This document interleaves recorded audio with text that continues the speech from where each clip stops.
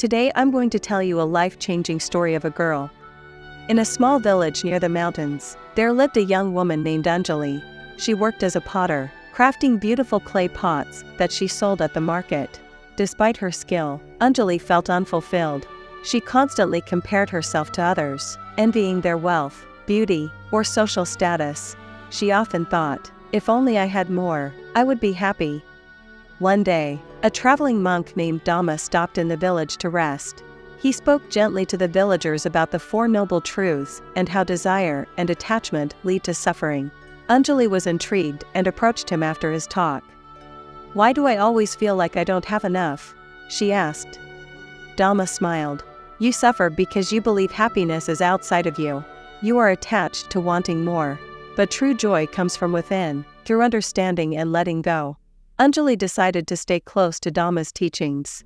She began practicing mindfulness, taking note of her thoughts and feelings without judging them. She noticed how her mind often wandered to desires and fears.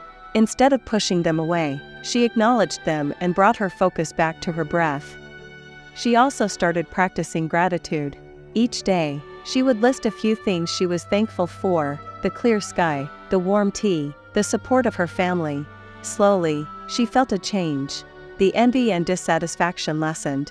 She began to cherish the simplicity of shaping clay with her hands and the smiles of her neighbors at the market. One day, she heard about a wealthy merchant who had lost everything in a fire. Anjali took several of her best pots to the merchant's family, offering them as a gesture of kindness. They were moved by her generosity and invited her to join them for tea. As they sipped tea together, the merchant said, "You have so little, yet you give so freely. How do you find such contentment?" Anjali replied, "I've learned that happiness does not come from what I have, but from appreciating and sharing what I can." The merchant nodded thoughtfully and thanked her for the lesson.